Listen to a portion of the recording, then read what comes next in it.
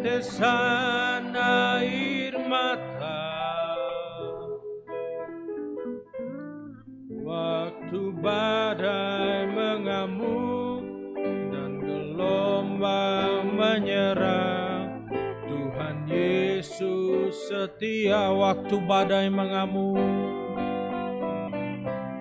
waktu badai mengamuk dan gelombang menyerang. Tuhan Yesus setia. Sekali lagi, waktu badai mengamuk. Nanti dengan kasih Kristus untuk doa pembuka saya minta Pak Mujiono berdoa. Gelombang menyerang, Tuhan Yesus setia.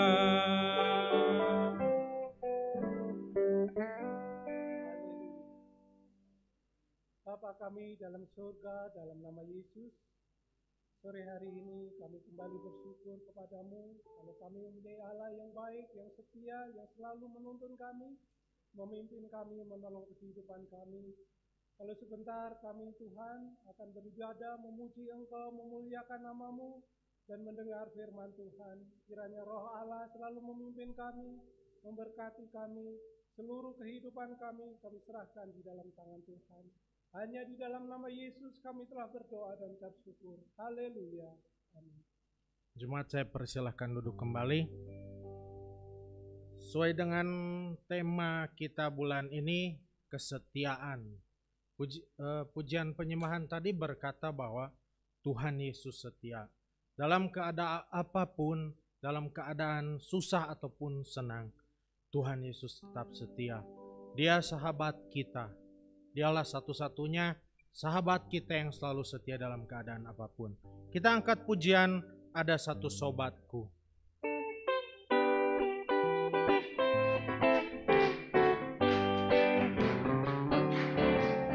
Ada satu sobatku yang setia,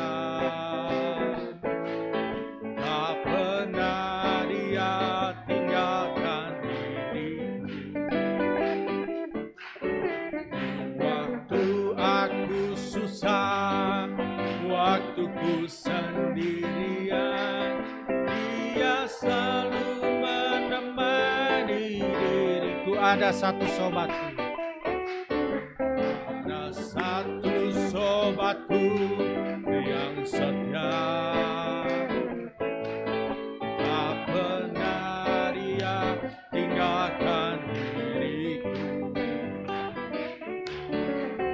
Waktu aku susah, waktu ku sendirian, dia selalu menemani diriku. Namanya Yesus, namanya Yesus, namanya Yesus, nama Yesus yang menghibur hatiku. Namanya Yesus, namanya Yesus, nama Yesus yang menghibur hatiku. Ada satu sobatku, ada satu sobatku yang setia, tak pernah dia tinggalkan diriku. Aku susah, waktu ku sendirian, dia selalu menemani diriku. Namanya Yesus, namanya Yesus, namanya Yesus, nama Yesus yang menghibur hatiku. Namanya Yesus, namanya Yesus, nama Yesus yang menghibur hatiku. Namanya Yesus, namanya Yesus, namanya Yesus, nama Nama Yesus yang menghibur hatiku. Namanya Yesus, namanya Yesus, nama Yesus yang menghibur hatiku. Nama Yesus yang, nama Yesus yang menghibur hatiku. Nama Yesus yang menghibur hatiku. Haleluya. Saya undang kembali jemaat untuk bangkit berdiri. Kita akan naikkan pujian Setia-setialah.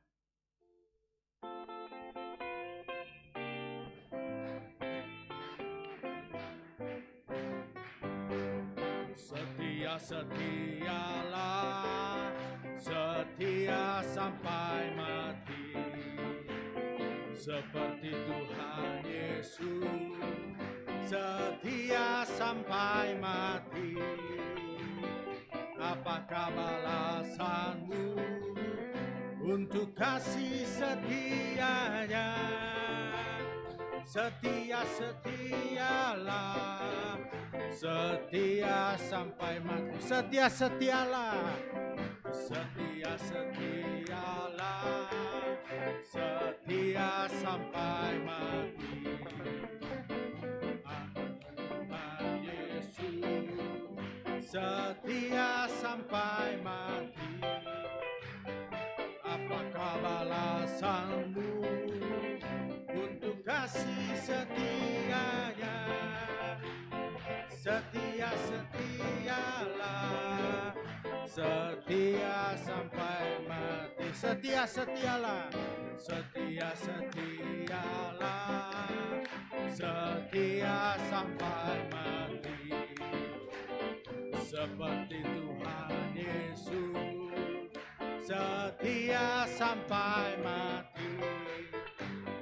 Apakah balasanmu untuk kasih setianya?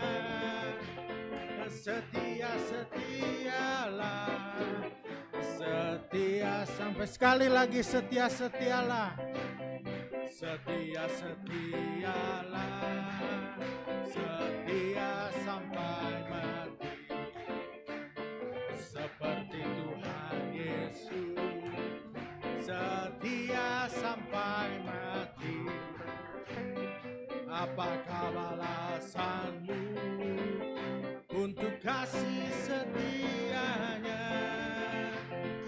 Setia-setialah, setia sampai mati, setia-setialah, setia sampai mati, setia-setialah, setia sampai mati.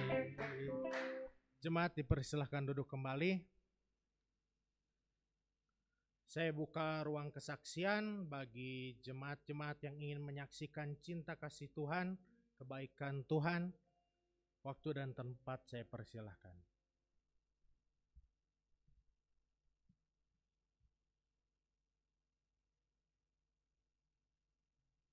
Kalau belum ada, kita nyanyikan pujian Janganlah Kau Takut.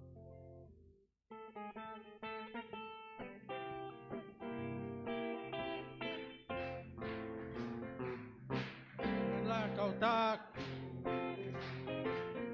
dan gelisah teman, karena Yesus sudah janji besertamu. Janganlah kau bimbang serta ragu teman, karena Yesus sudah janji menemanimu waktu malam yang gelap atau di pinggir maut. Yesus selalu ada, Yesus selalu serta waktu engkau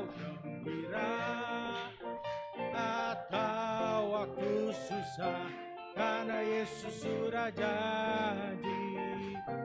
Immanuel, janganlah kau takut, janganlah kau takut, gelisah teman, karena Yesus sudah janji besertamu. Janganlah kau bimbang serta ragu teman, karena Yesus sudah janji menemanimu waktu malam yang gelap, waktu malam yang gelap, atau di pinggir malam, Yesus selalu ada, Yesus selalu serta. Waktu engkau gembira atau waktu susah, karena Yesus sudah janji. Immanuel, waktu malam yang gelap, waktu malam yang gelap, atau di pinggir malam, Yesus selalu ada, Yesus selalu serta. Waktu engkau gembira atau waktu susah, karena Yesus sudah janji. Immanuel, karena Yesus sudah janji, karena Yesus sudah janji. Immanuel, karena Yesus sudah janji, karena Yesus sudah janji. Immanuel. Puji Tuhan, Dia yang sudah berjanji beserta kita, Dia yang akan setia selalu beserta kita. Ada jemaat yang ingin menyaksikan cinta kasih Tuhan, saya persilahkan maju ke depan.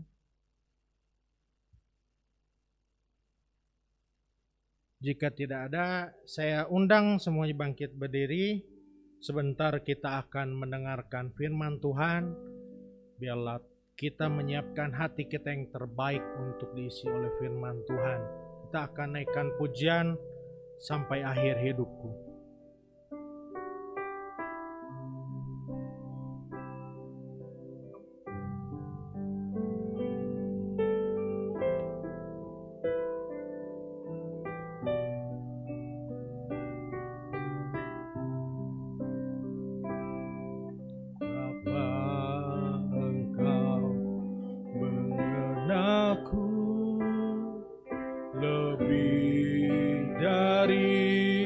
Siapapun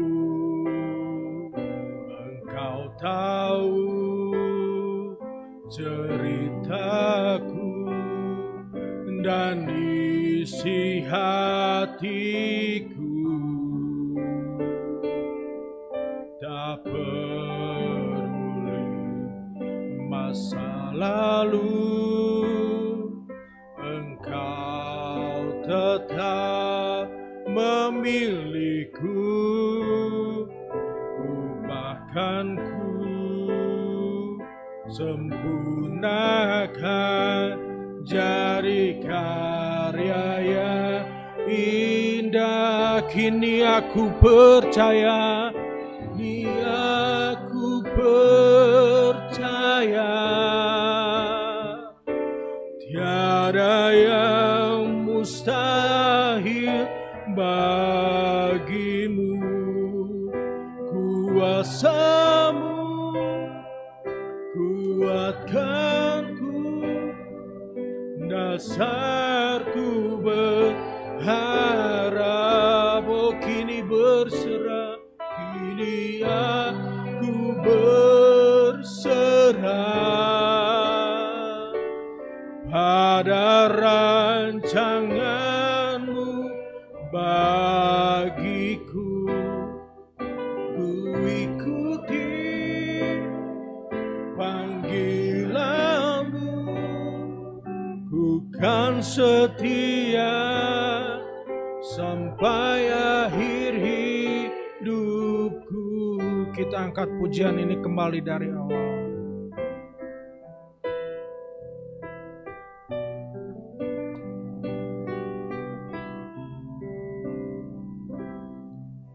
Bapa, Engkau mengenalku lebih dari siapapun. Engkau tahu ceritaku dan isi hatiku. Tak peduli masa lalu, Engkau tetap memilihku. Ubahkanku, sempurnakan, jadi karya yang indah. Kini aku percaya, kini aku percaya, tiada yang mustahil bagimu. Kuasamu kuatkanku, dasarku berharap. Kini aku berserah pada rancanganmu bagiku. Ku ikuti panggilanmu, bukan setia sampai akhir hidupku. Kini aku percaya, kini aku percaya, tiada yang mustahil bagimu. Kuasamu kuatkanku, dasarku berharap. Kini aku berserah pada rancanganmu bagiku. Ku ikuti panggilanmu, ku kan setia sampai akhir hidupku. Ku kan setia, kan setia sampai akhir hidupku. Nanti untuk doa firman Tuhan dengan kasih Kristus, Bapak Nelson akan berdoa.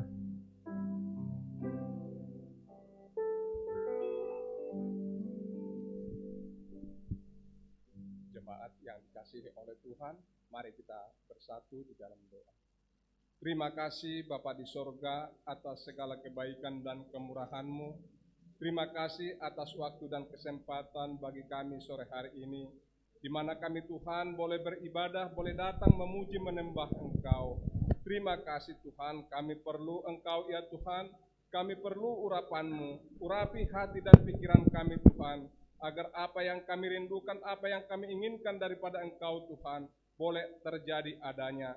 Tuhan, bila sebentar kami mendengarkan sebahagian dari firman-Mu, Engkaulah Tuhan yang mengurapi kami. Kami perlu firman-Mu Tuhan, karena firman-Mu kekuatan dan penghiburan bagi kami. Firman-Mu yang menjadi penolong kami. Urapi hamba-Mu yang akan menyampaikan firman-Mu. Biarlah firman-Mu menjadi berkat bagi kami Tuhan, dan berkata-katalah bagi kami. Kami siap mendengarkan firman-Mu, hanya di dalam nama Yesus Kristus kami berdoa dan mengucap syukur. Haleluya. Amin. Jemaat dipersilakan duduk. Kerjaan selanjutnya saya serahkan kepada Bapak Pendeta Yonatan.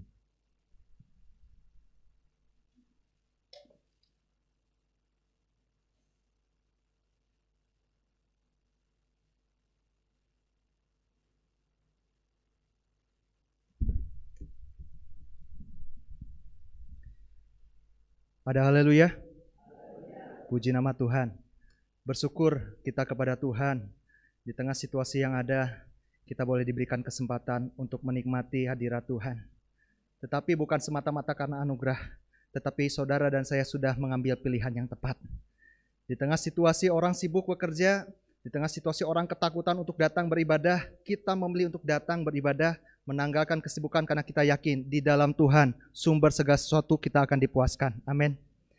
Sebelum saya akan menyampaikan firman Tuhan, tentunya saya berterima kasih kepada Ibu Gembala yang sudah memberikan kepercayaan kembali.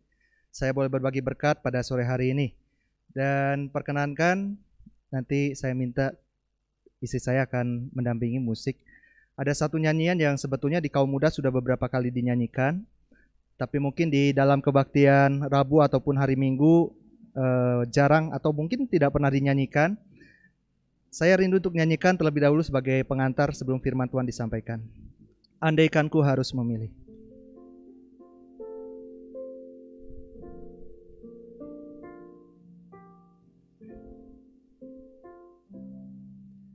Kasih setiamu Tuhan lebih dari hidupku, jalan-jalan-Mu ya Tuhan terbaik bagiku. Dari semua yang Kau katakan, tiada dusta ku temui. Dari semua yang Kau janjikan, tiada yang tak terpenuhi. Andaikan ku harus memilih, tetap hatiku padamu, tak satu pun dapat menggantikanmu. Hanya Kau yang berarti bagiku, lebih dari semua yang ada. Kaulah segalanya bagiku, tak ingin ku berpaling darimu. Selamanya ku akan menyembah-Mu Tuhan. Sebagaimana pujian ini menyatakan ketika kita diperhadapkan pada pilihan demi pilihan, maukah kita tetap memilih Tuhan? Ketika kita diperhadapkan kepada berbagai hal yang ditawarkan oleh dunia ini, apakah kita tetap mau memilih melekat kepada Tuhan dibandingkan menjauh daripadanya? Saya akan membawakan firman Tuhan dengan mengambil kisah seorang tokoh di dalam Alkitab. Tolong ditampilkan slide-nya. Sebagaimana tema pada bulan ini tentang kesetiaan. Dan kesetiaan bukan bicara soal waktu yang sesaat, tetapi sebuah rangkaian proses waktu yang akan menguji kesetiaan itu sendiri. Bukan hanya soal panjangnya waktu, tetapi juga berbagai situasi yang terjadi di dalam waktu yang dijalani. Kesetiaan akan dinilai pertama kembali soal waktu, yang kedua dengan kondisi yang berubah. Ada orang yang sekarang setia, boleh berkata saya setia sekarang. Tapi berikutnya, sampai akhir hidupnya apakah tetap setia? Orang boleh berkata sekarang setia, ya dalam kondisi yang baik. Dalam kondisi yang tidak baik apakah tetap setia? Orang boleh berkata ya setia. Atau kita menilai seseorang, oh dia setia. Dalam kondisi dia sedang dalam keadaan penuh pergumulan, dia setia datang berdoa, dia datang setia untuk beribadah, berpuasa. Tapi ketika sudah dijawab doanya, ketika sudah mendapatkan berkat yang luar biasa, apakah tetap setia atau malah melupakan Tuhan? Jadi kesetiaan selalu akan diukur lewat dua hal ini. Pertama soal waktu, yang kedua soal kondisi. Rentangan waktu akan menguji kesetiaan seseorang dan perubahan kondisi akan menentukan apakah orang itu tetap setia atau tidak. Dan tokoh yang kembali disampaikan di sini sudah tertera di situ adalah Yosua. Yosua boleh dikatakan adalah orang yang teruji kesetiaannya lewat waktu dan kondisi. Kenapa saya katakan demikian? Kita lihat dulu, klik berikutnya. Kita lihat ayat pokoknya di dalam Yosua pasal 24 ayat 14 dan 15. Saya akan bacakan Yosua 24 ayat 14 dan 15. Saya mulai. Oleh sebab itu, takutlah akan Tuhan dan beribadahlah kepadanya dengan tulus, ikhlas, dan setia. Jauhkanlah Allah yang kepadanya nenek moyangmu telah beribadah di seberang sungai Efrat dan di Mesir. Dan beribadahlah kepada Tuhan. Klik berikutnya, ayat 15. Perhatikan, tetapi jika kamu anggap tidak baik untuk beribadah kepada Tuhan, pilihlah pada hari ini kepada siapa kamu akan beribadah. Allah yang kepadanya nenek moyangmu beribadah di seberang sungai Efrat, atau Allah orang Amori yang negerinya kamu diami ini. Tetapi kita baca bersama, aku dan seisi rumahku kami akan beribadah kepada, haleluya. Saudara, kalimat yang kita baca barusan adalah kalimat pernyataan Yosua di akhir perpisahannya dengan umat Israel. Jadi sebuah wejangan khusus yang tentunya sangat penting sebagai kalimat yang terakhir sebelum dia berpisah dengan umat Tuhan. Waktu itu bangsa Israel sudah menempati tanah perjanjian.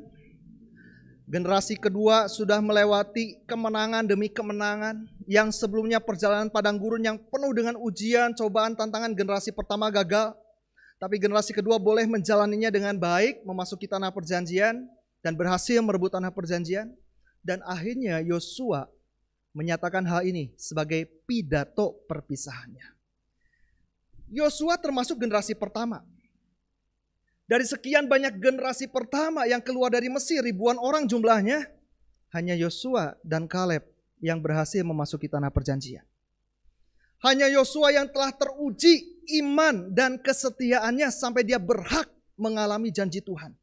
Generasi pertama yang lainnya gagal, Yosua dan Kaleb saja yang berhasil. Sehingga tidak heran dan tentunya tidak aneh, Yosua membagikan tips-tips, ya, prinsip-prinsip, nasihat-nasihat yang begitu penting yang membuat dia, kenapa dia bisa menjadi orang yang sangat langka. Menjadi orang yang berhasil dari sekian ribu orang, hanya dia dan Kaleb yang menikmati janji Allah. Apa rahasianya? Beribadah kepada Allah dengan tulus, ikhlas, dan setia. Beribadah bukan cuma bicara soal sekedar datang ke gereja. Beribadah bukan cuma bicara soal berdoa dalam posisi lutut bertelut, tangan dilipat, mata tertutup. Beribadah bicara soal kehidupan kita sehari-hari. Apakah kita bekerja untuk Tuhan? Bukan hanya soal pelayan mimbar. Saudara yang buka toko, saudara yang punya perusahaan, saudara yang bekerja sebagai karyawan. Apakah Anda bekerja untuk Tuhan? Karena kata beribadah diambil dari katanya abad. Kata abad itu juga berbicara tentang artinya bekerja. Mengabdi. Apa pengabdian kita hanya diukur soal kita datang ke gereja? Tentu saja tidak. Apa artinya kita dikatakan sebagai orang yang rajin, tidak pernah absen datang ke gereja, tapi di tempat kerja kita menjadi sandungan? pekerjaan terbengkalai, tugas nggak pernah diselesaikan, jam kerja nggak pernah dikerjakan dengan baik. Itu bukan beribadah kepada Allah dalam pengertian yang sesungguhnya. Beribadah kepada Allah itu dalam hidup kita, dalam setiap bidang aspek apapun yang kita kerjakan, kita betul-betul mengabdikan hidup kita kepada Tuhan. Tidak heran Paulus berkata dalam suratannya, bekerjalah seperti untuk Tuhan dan bukan untuk manusia. Sehingga bukan hanya ketika ada Tuhan kita, ketika ada pimpinan kita baru bekerja dengan segiat-giatnya. Tanpa ada pemimpin pun, kita lakukan bagian yang kita harus lakukan dengan sebaik-baiknya. Itu artinya mengabdi, beribadah secara lingkup luasnya kepada Tuhan. Sehingga nama Tuhan dipermuliakan. Kita sadari hidup kita sudah dibeli oleh Tuhan. Kita sadari hidup kita adalah milik Tuhan. Sehingga kita lakukan apapun dalam hidup ini, fokusnya, tujuannya kepada Tuhan. Kembali ke sini. Yosua menyadari bahwa dia sudah mengambil pilihan yang tepat. Sebab kenapa? Ada saatnya generasi pertama melakukan pemberontakan. Tidak mengikut Tuhan dengan tulus, ikhlas, dan setia. Klik berikutnya. Sebelum jauh ke sana, saudara, ada satu hal yang saya temukan dalam sebuah artikel ballpoint yang dikatakan ini ballpoint paling mahal sedunia. Namanya Aurora Diamante Fountain Pen. Harganya, saudara, itu dalam US dollar. Tapi kalau dirupiahkan kurang lebih 19 miliar. Satu ballpen. Apa yang membuatnya sangat mahal? Selain memang langka, kenapa kok langka? Kenapa kok sangat jarang? Pulpen ini hanya diproduksi 1 tahun sekali, saudara-saudara. 1 tahun sekali. Karena memang proses pembuatannya tidak mudah. Melewati berbagai rentangan waktu dan berbagai proses yang tidak mudah. Terdiri dari berlian yang begitu banyak, yang kualitasnya nomor 1 dari perusahaan berlian ternama di dunia. Dan ujung pennya itu terdiri dari emas 18 karat. Tidak heran harganya mahal. Tetapi sekali lagi, pulpen ini bisa mahal selain karena memiliki bahan yang berkualitas tinggi, tapi lewat proses waktu yang sangat panjang pembuatannya. Kalau saudara mungkin ada yang pernah lihat pabrik bolpen. Kalau bolpen biasa tidak hanya dalam hitungan jam, 1 menit bisa berapa banyak, puluhan bahkan mungkin ratusan bolpen yang diproduksi. Tapi ini hanya 1 tahun sekali. Sempat disampaikan dalam ibadah minggu pagi, kesetiaan itu mahal. Dan memang mahal kenapa? Karena melewati proses yang tidak mudah. Diuji lewat waktu. Diuji lewat berbagai kondisi. Apakah kita punya kualitas yang mahal atau enggak? Apakah kita terbentuk dengan sebuah proses nilai-nilai yang mahal atau tidak? Kembali lagi kepada Yosua. Klik. Yosua, kesetiaan yang teruji lewat waktu dan kondisi akan sangat terlihat di bagian ini. Klik lagi.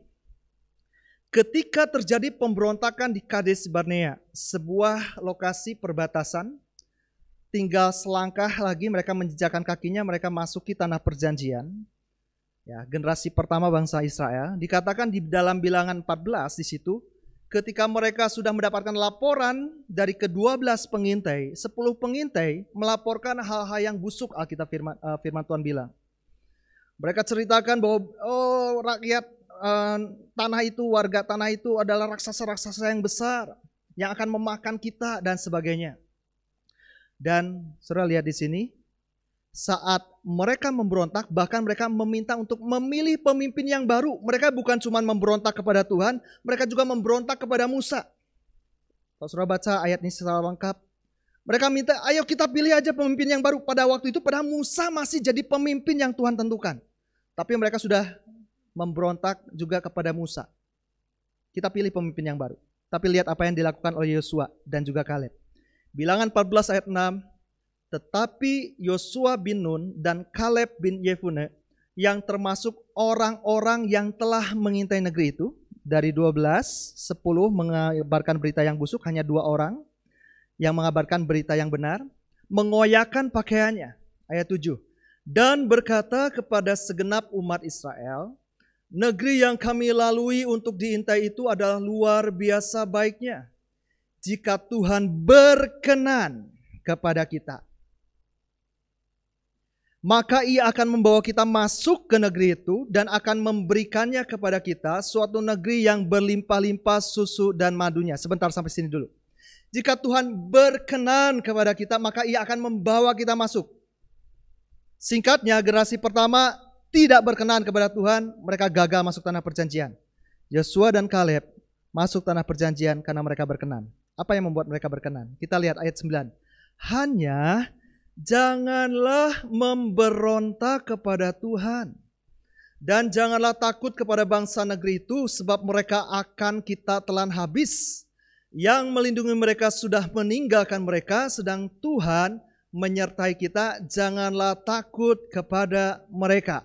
Saya mau kita lihat dengan lebih seksama ayat berikutnya. Klik ayat yang ke-10. Perhatikan, lalu segenap umat itu mengancam hendak melontari kedua orang itu dengan batu. Yosua dan Kaleb berpendapat itu bukan dalam situasi tenang. Sudah riuh, sudah gemuruh. Wah, kemarin beberapa hari ya, udah 2 hari ya, katanya terjadi demo di beberapa tempat. Sudah rusuh, sudah begitu banyak pemberontakan. Dan Yosua dan Kaleb tahu, sadar resiko yang harus mereka hadapi ketika mereka mengambil pilihan yang berbeda dengan kebanyakan orang. Saat kebanyakan orang memberontak, saat kebanyakan orang tidak lagi berpegang kepada janji Tuhan, memberontak kepada Musa untuk memilih pemimpin yang lain, entah siapa, mereka juga belum tahu, tetapi mereka saling berbicara, ayo kita pilih pemimpin yang lain. Yosua dan Kaleb tetap setia kepada Tuhan. Yosua dan Kaleb tetap setia kepada pemimpin yang telah ditunjuk oleh Tuhan. Itulah kunci perkenanan Tuhan ada dalam hati dan hidup mereka, sehingga mereka boleh layak menikmati perjanjian Tuhan. Saudara, jangan main-main. Kesetiaan kepada Tuhan juga akan diukur bagaimana kesetiaan kita kepada pemimpin yang Tuhan telah tentukan. Kalau kita ingin menikmati janji Tuhan seperti Yosua dan Kaleb, tidak cuma sekedar berbicara, aku setia kepada Tuhan, tetapi tunjukkan kesetiaan itu kepada pemimpin-pemimpin kita yang Tuhan telah berikan sebagai otoritas yang Tuhan berikan di atas kita. Yosua dan Kaleb resikonya besar. Mereka berhadapan dengan maut. Sebab bayangkan saudara menghadapi ini, dalam rapat aja misalnya ya, dalam rapat biasanya ini penyakit nih. Ada orang-orang yang memang cuma tuturut munding, orang Sunda bilang ya. Tahu ya tuturut munding ya? Ikut-ikutan kerbau, ikut-ikutan kerbau, apa bahasa Indonesia? Jadi itu maksudnya hanya sekedar ikut-ikutan aja. Oh, orang banyak bilang begini, ayo deh saya ikut ini. Orang banyak bilang begitu, berubah lagi, saya ikut deh. Enggak punya pendirian yang teguh. Hati-hati. Sekalipun bayangkan itu jutaan, ribuan orang. Ribuan orang loh, bukan hitungan jari, bukan hitungan puluhan, bukan hitungan ratusan, ribuan. Berapa banyak saudara pernah menghadiri sebuah perkumpulan dengan jumlah orang ribuan orang? Banyak, sedikit? Kata banyak pun saya kira kurang tepat, sangat banyak bukan? Ribuan orang memberontak, ribuan orang melawan, ribuan orang menghendaki pemimpin yang baru. Tapi Yosua dan Kaleb tetap berpegang kepada apa yang Tuhan mau dalam hidup mereka. Setia kepada Tuhan, setia kepada pemimpin. Kita klik lagi berikutnya. Berikutnya kita tahu bagaimana Yosua mengabdi. Dia dikenal juga sebagai seorang abdi Musa yang setia. Dia mengabdi selama kurang lebih 40 tahun. Boleh saya tanya, bagi saudara-saudara jemaat yang hadir, ada di sini yang punya asisten rumah tangga setia sampai 40 tahun? Boleh angkat tangan? Saya mau angkat jempol, dan kalau boleh mungkin kalau sudah lewat masa pandemi, saya ingin ketemu itu orang yang luar biasa loyal. Jarang ya, jarang sekali. Apalagi zaman sekarang tidak seperti dulu. Ya, saya ingat betul nenek saya punya seorang asisten rumah tangga dari sejak nenek saya masih muda. Waktu papa saya juga masih sangat muda, dia sudah mengabdi sampai nenek saya menjelang meninggal. Ya, dia tetap mengabdi puluhan tahun, meskipun nggak sampai 40 tahun sih. Yosua mengabdi kepada Musa 40 tahun, bukan waktu yang pendek. Dan bukan perjalanannya mulus. Berapa banyak kali orang Israel memberontak kepada Tuhan dan kepada Musa. Berapa banyak orang Israel menghendaki untuk mereka melawan Musa dan kembali ke Mesir. Tapi Yosua tetap setia mengabdi kepada Musa dan terlebih mengabdi kepada Tuhan. 40 tahun. Dia dikenal sebagai abdi Musa. Kalau saudara perhatikan ayat-ayat selama Musa masih ada, Musa masih hidup, bahkan ketika pergantian transisi dari Musa kepada Yosua, Yosua masih dikenal sebagai abdi Musa, pelayan Musa, hambanya Musa. Diambil dari katanya ebed, hamba yang melayani, dan cenderung itu bicara soal hamba seumur hidup. Siapa Yosua? Kok bisa sampai mengabdi? Apakah dia orang yang gak punya pekerjaan? Maaf ya, apakah dia orang yang kekurangan gitu, supaya dia punya penghasilan lah, sedikitnya lumayan lah, saya jadi asistennya Musa? Oh enggak. Kalau saudara pelajari dalam kitab Tawarik dan kitab Bilangan ada disinggung, juga dalam beberapa kitab sejarah, dikatakan bahwa Yosua itu bukan anak orang miskin sebetulnya. Sekalipun pernah jadi budak di Mesir. Dia bukan orang rendahan dalam status sosial, bukan. Yosua bin Nun anak Nun. Nun anak dari Elisama. Elisama dikenal sebagai salah satu kepala suku Efraim. Kepala suku. Kalau mungkin di sini kita agak asing ya dengan istilah suku. Kalau suku bangsa udah, tapi ini suku. Ya, buat rekan-rekan siswa yang dari Papua, namanya kepala suku. Begitu dihormati bukan? Sangat dihormati. Yosua ini kelompok bangsawan loh. Dia bukan orang biasa, dia orang bangsawan, tapi dia mau mengabdikan dirinya. Bukan aji mumpung, bukan memanfaatkan status dia sebagai abdi Musa untuk mendapatkan sesuatu, tetapi memang hatinya penuh dengan pengabdian. Sekalipun dia golongan bangsawan. Klik lagi berikutnya. Dan di akhir hidupnya, setelah dia meninggal, kita lihat dalam Yosua 24 ayat 29 dikatakan, sudah peristiwa ini, maka matilah Yosua bin Nun, disebut apa? Hamba Tuhan itu. Ketika berumur 110 tahun. Diulang di Hakim-Hakim 2 ayat 8. Dan Yosua bin Nun, hamba Tuhan itu, mati pada umur 110 tahun. Awalnya dia nggak pernah disebut hamba Tuhan loh. Yang disebut hamba Tuhan itu selalu Musa. Musa hambaku, Musa hamba Tuhan itu, Musa yang aku berhadapan muka dengannya. Musa, dan selalu Musa yang disebut hamba Tuhan. Yosua abdi Musa, Yosua abdi Musa, Yosua abdi Musa.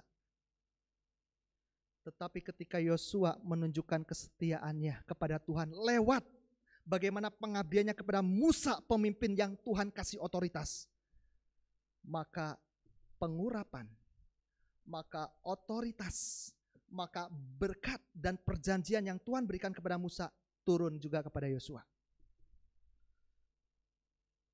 Loyallah kepada Tuhan dan jagalah loyalitas kita juga kepada pemimpin-pemimpin yang Tuhan percayakan di atas kita. Seperti Yosua, seorang yang loyal dan setia kepada pemimpinnya, setia dan loyal kepada Tuhan. Kita lihat lagi, klik berikutnya. Nah, ini kata hamba atau abdi diambil dari katanya ebed.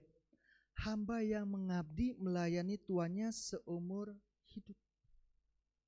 Mendedikasikan seluruh hidupnya kepada tuannya.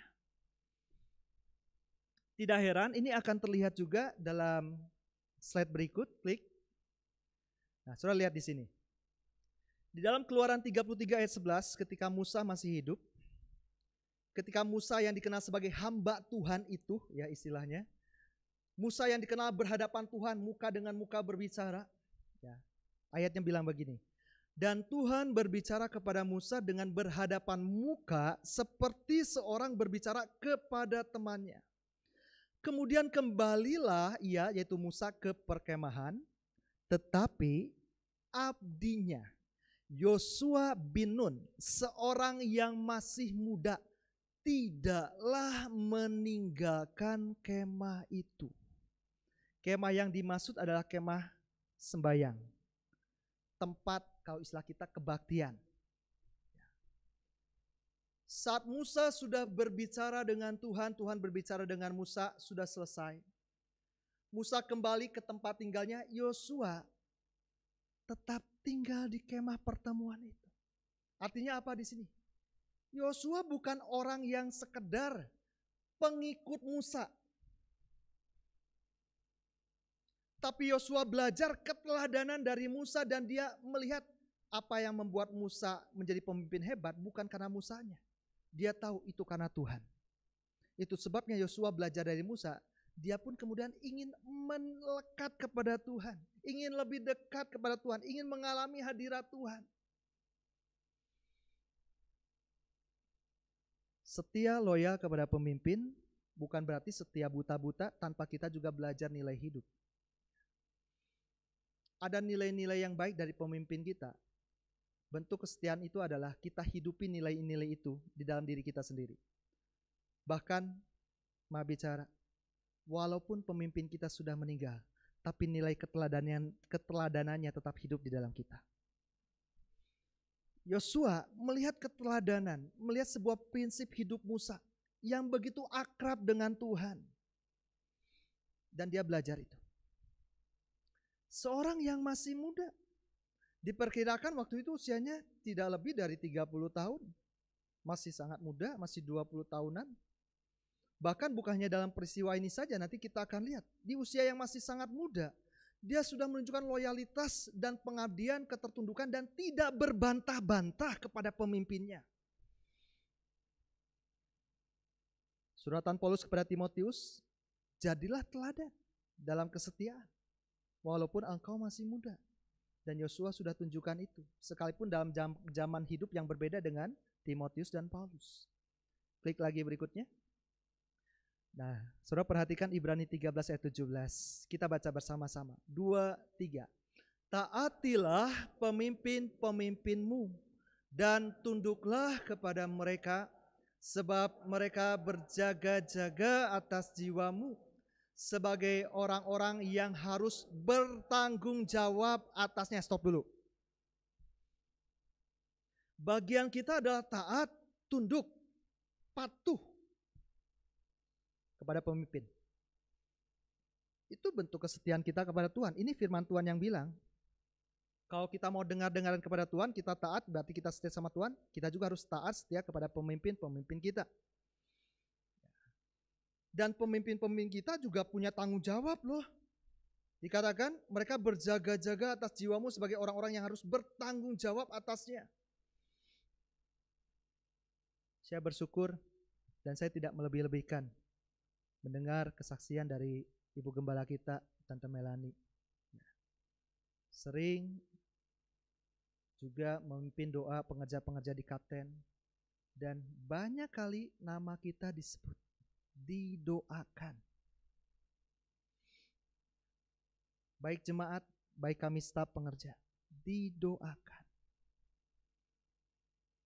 Setiap hari. Padahal, apakah kita juga suka mendoakan Ibu Gembala? Setiap hari? Apakah kita menunjukkan loyalitas kesetiaan kepada pemimpin yang Tuhan telah tentukan, Ibu Gembala di tempat ini? Dengan loyal? Firman Tuhan sampaikan, taat, tunduk. Kenapa? Dengan jalan itu, mereka akan melakukannya dengan gembira, bukan dengan keluh kesah. Jangan sampai kehidupan kita berjemaat menimbulkan hati yang susah bagi pemimpin-pemimpin kita. Aduh, kenapa kok ada jemaat yang kayak begini? Oh, kita udah hati-hati loh. Ini bukan cuma sekedar urusannya dengan pemimpin kita, dengan Tuhan. Kita bikin susah pemimpin kita, itu urusannya kembali dengan Tuhan. Jangan bikin susah Jangan bikin pemimpin kita berkeluh kesah karena kehidupan kita dalam berjemaat sehari-hari yang kemudian menimbulkan shock. Kok kayak begini, kok kayak begitu, kok ada yang kayak gini, kok ada yang kayak begitu. Sekali lagi saudara, itu urusannya kita dengan Tuhan juga loh. Tidak main-main. Tapi kalau kita tunduk, kita taat, kita patuh.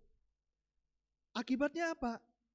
Kalau yang tidak tunduk, tidak patuh, tidak akan membawa keuntungan bagi kita. Kenapa tidak membawa keuntungan? Karena kita menjadi pemberontak. Dan itu tidak berkenan di hadapan Tuhan. Dan jangan harap kita menikmati janji Tuhan seperti generasi pertama Israel. Tapi kalau kita seperti Yosua, tunduk, patuh, ketika sebagian besar mungkin memberontak, tapi kita yakin Tuhan sudah tentukan seseorang untuk jadi pemimpin, kita tetap loyal. Sekalipun berhadapan dengan resiko yang besar, yakinlah kita akan menikmati janji Tuhan yang luar biasa.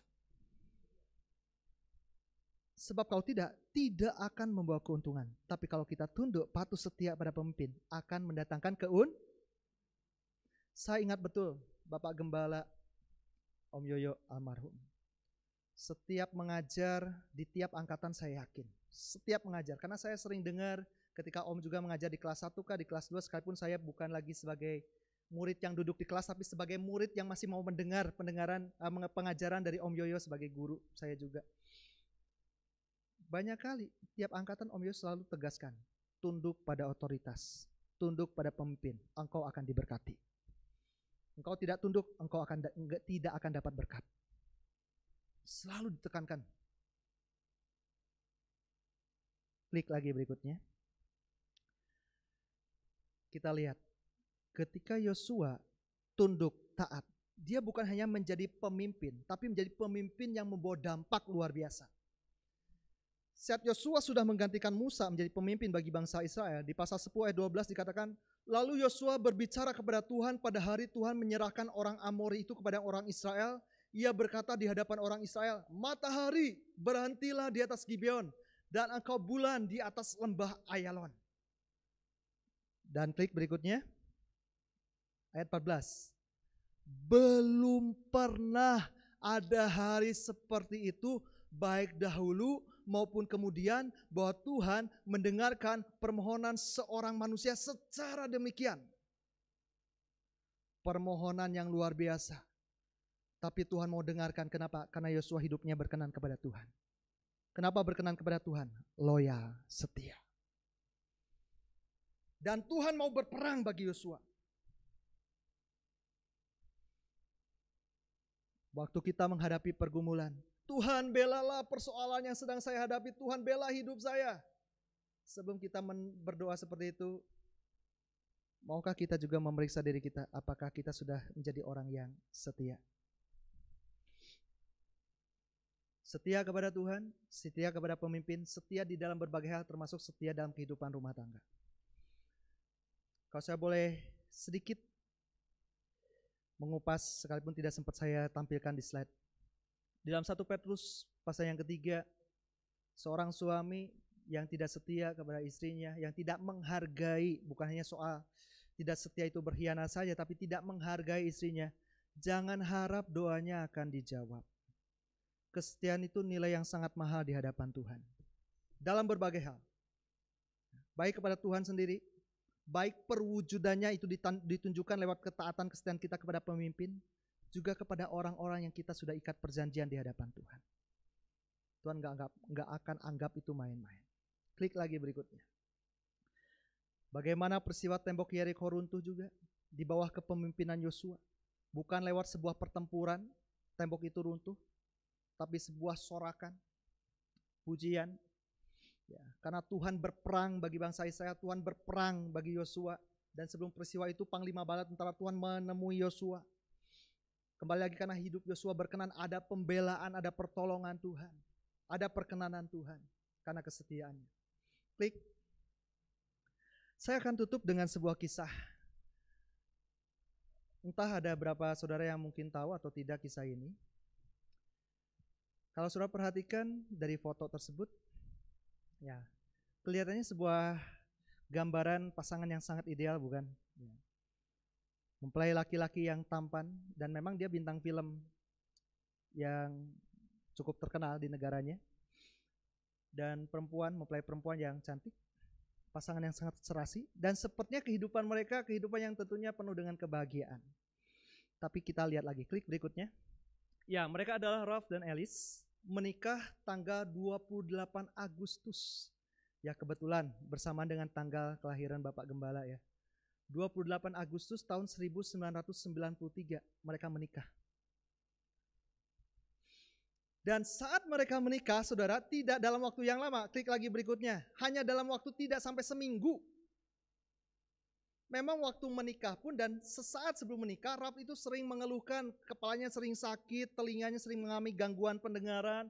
Sampai singkatnya setelah menikah, Alice kemudian mendorong Ralph untuk ayo periksa ke dokter. Dan dokter langsung memvonis dia mengidap tumor ganas di kepalanya. Tidak sampai waktu seminggu, kalau nggak salah cuma 3 hari setelah pernikahan diperiksa ke dokter dan dokter memvonis dan usianya tidak akan lama.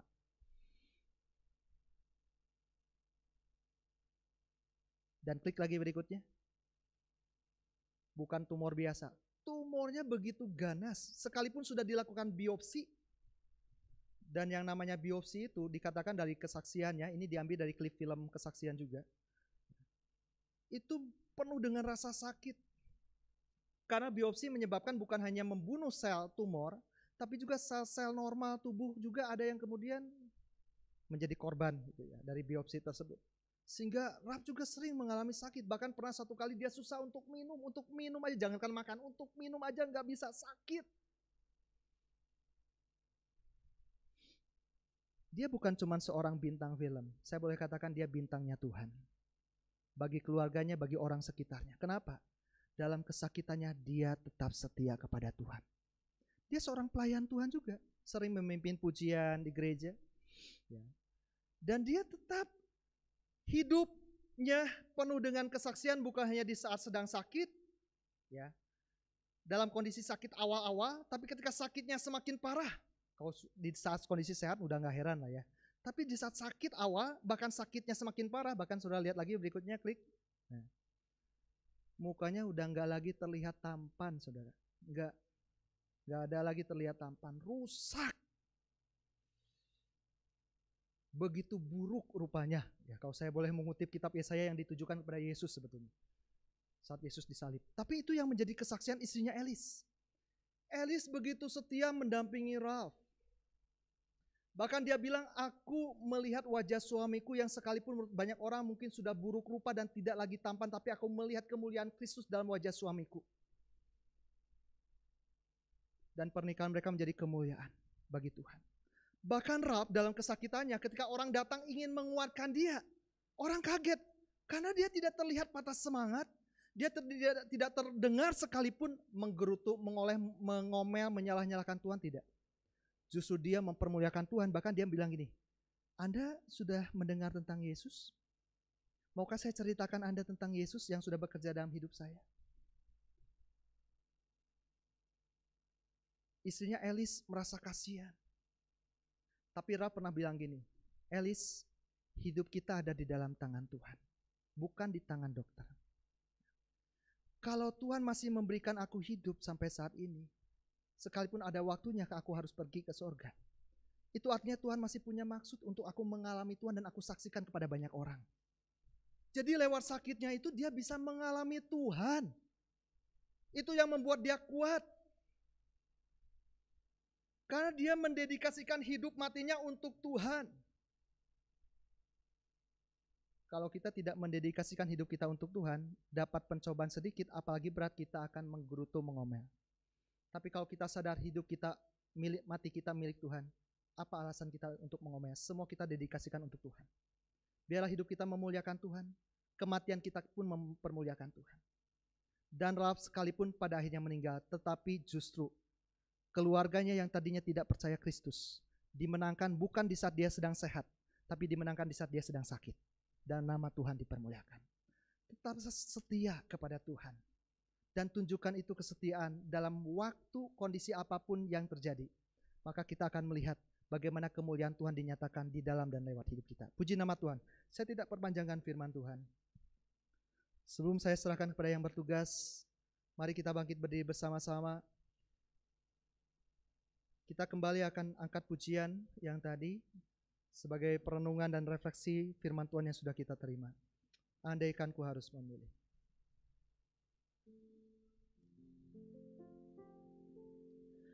Kasih setiamu Tuhan lebih dari hidupku, jalan-jalanmu ya Tuhan terbaik bagiku. Dari semua yang kau katakan, tiada dusta ku temui. Dari semua yang kau janjikan, tiada yang tak terpenuhi. Andaikan ku harus memilih, andaikan ku harus memilih, tetap hatiku padamu, tak satu pun dapat menggantikanmu. Hanya kau yang berarti bagiku, lebih dari semua yang ada. Kaulah segalanya bagiku, tak ingin ku berpaling darimu. Selamanya ku akan menyembahmu Tuhan. Yosua sudah menunjukkan keteladanan yang sangat baik di saat menghadapi perjalanan padang gurun yang penuh dengan tantangan persoalan. Ketika sebagian besar bahkan hampir seluruh orang Israel memberontak, tetapi Yosua tetap setia. Bahkan saat memasuki tanah perjanjian dan sudah menikmati janji Tuhan, Yosua tetap setia dan mengajak umat Tuhan pun untuk tetap setia. Kondisi Anda, saudara dan saya saat ini, apakah kita sedang mengalami masa-masa lembah, air mata, kekelaman? Tetaplah setia kepada Tuhan. Mungkin perjalanan hidup kita bagaikan padang gurun yang gersang, kering, dan kita sudah merasa lelah dan letih. Tetaplah setia mengikut Tuhan. Ataupun kehidupan kita saat ini sedang diberkati, jangan lupakan dan tetap setia kepada Tuhan. Dan Tuhan sangat menghargai orang-orang yang setia. Begitu mahal nilai kesetiaan di hadapan Tuhan. Tunjukkanlah kesetiaan itu dengan bagaimana kehidupan kita juga sehari-hari. Dalam berjemaat, di dalam bekerja, dalam kehidupan apapun yang Tuhan percayakan untuk kita jalani. Setialah. Dan biarlah nama Tuhan dipermuliakan lewat kesetiaan kita. Haleluya. Sore hari ini ada berapa banyak saudara yang mungkin sudah mulai kesetiaanmu luntur. Entah kepada Tuhan, entah dalam kehidupan berjemaat, bergereja engkau sudah mulai tidak setia. Dalam kehidupan keluarga, suami istri, engkau mulai tidak setia. Sore hari ini kita perbaharui komitmen kita di hadapan Tuhan. Tuhan, aku mau memilih untuk setia. Katakan dengan sungguh dari dasar hatimu. Nyatakan itu kepada Tuhan. Tuhan, aku mau memilih setia. Dan yakinlah, orang yang setia akan mengalami kemuliaan Tuhan. Orang yang setia akan mengalami Tuhan dalam hidupnya. Haleluya. Angkat kembali rapnya dengan penuh penyembahan. Andaikan ku harus memilih. Oh, andaikan ku harus memilih, tetap hatiku padamu, tak satu pun dapat menggantikanmu, hanya Kau yang berarti bagiku, lebih dari semua yang ada. Kaulah segalanya bagiku, tak ingin ku berpaling darimu selamanya. Ku akan menyembahmu, Tuhan.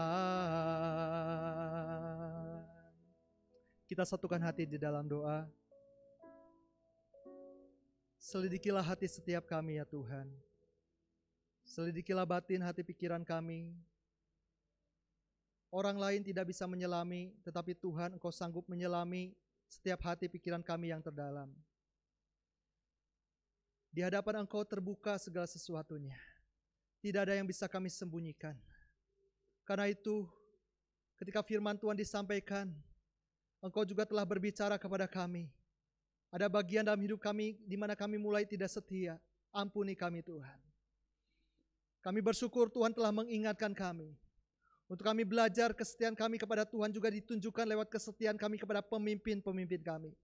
Kepada otoritas yang Tuhan sudah percayakan.